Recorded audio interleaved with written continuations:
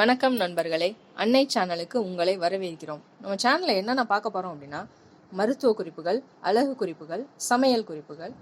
நாங்கள் போடுற வீடியோஸ் பிடிச்சிருந்துச்சுன்னா எங்கள் சேனல் லைக் பண்ணுங்கள், ஷேர் பண்ணுங்கள், சப்ஸ்கிரைப் பண்ணுங்கள். வணக்கம் நண்பர்களே, அன்னை சேனலுக்கு உங்களை வரவேற்கிறோம். இன்னைக்கு நம்ம சேனலில் பார்க்க போகிற ரெசிபி என்னன்னா சில்லி இட்லி.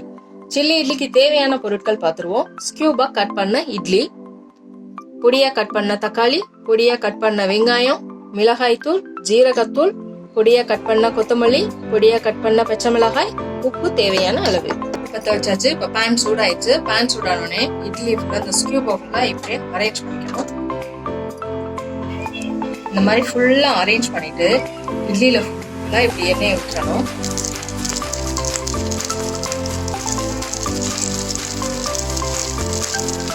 இந்த மாதிரி எண்ணெய் விட்டு ஃபுல்லா எண்ணெய் விட்டு கையில வச்சு ஷாலோ ஃப்ரை பண்ணிக்கணும். நீங்க டீப் ஃப்ரை பண்ணி எடுக்கிறதுனால டீப் ஃப்ரை பண்ணியும் எடுக்கலாம். ஈவினிங் ஸ்நாக்ஸுக்கு நீங்க இந்த இட்லி பண்ண போறேன் அப்படின்னு நினைச்சீங்கன்னா மார்னிங்கே இட்லியை சுற்றி எடுத்து வச்சுக்கணும்.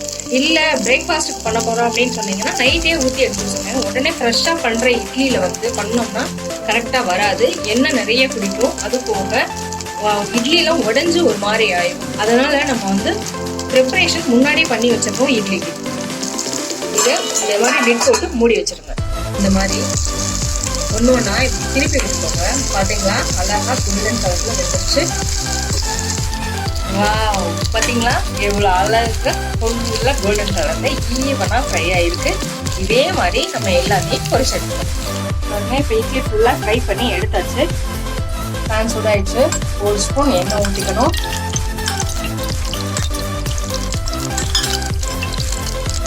எண்ணெய் சூடாயிடுச்சு. வெங்காயத்தை போட்டு வதக்கணும். வெங்காயம் வதங்கிட்டு பார்த்தீங்கன்னா இந்த வெங்காயம் வதங்கிட்டே இருக்கணும்.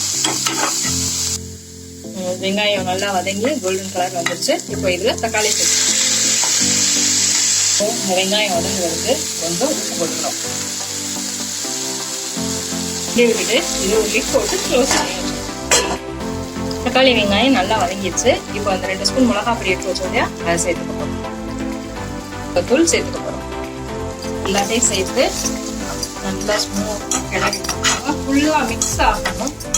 எல்லாமே மிக்ஸ் ஆகணும். நல்லா மிக்ஸ் ஆகிற வரைக்கும் மிளகா பொடியோட வாடை மிக்ஸ் ஆகிற வரைக்கும் கிளறிடுங்க. நம்ம அது கிளற மிக்ஸ் பண்ண வந்து அதுல வந்து நல்லா கலர் ரெட்டிஷா வரும்.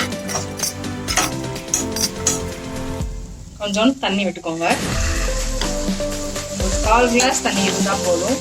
விட்டுட்டு இது கொஞ்சம் லைட்டா கொதி வந்த உடனே நம்ம ஃப்ரை பண்ணி வச்சிருக்க இட்லி தூக்கி மிக்ஸ் பண்ண போறோம்.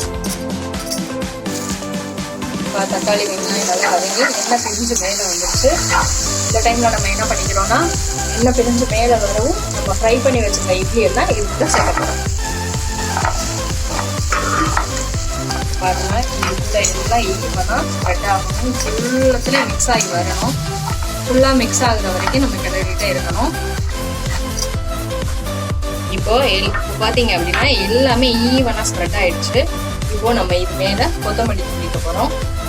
நம்ம கட் பண்ணி வச்சிருந்தோம் இல்லையா, கொத்தமல்லி, பச்சை மிளகாய், இது ரெண்டையும் சேர்க்க போறோம்.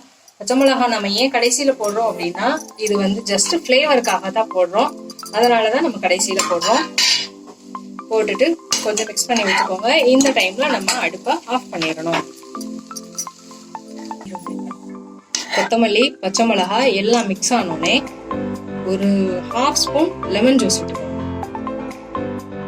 லெமன் ஜூஸ் விட்டுட்டு நல்லா மிக்ஸ் பண்ணி விட்டுக்கோங்க. ஃபுல்லா கோட்டிங் ஆகுற மாதிரி மிக்ஸ் பண்ணி விட்டுக்கோங்க. லெமன் ஜூஸ் வந்து ஃபுல் இட்லியிலே நம்மளுக்கு வரணும். இந்த மாதிரி நீங்க நல்லா மிக்ஸ் பண்ணி விட்டுக்கோங்க. ஃபைனலி நம்ம சில்லி இட்லி ரெடி.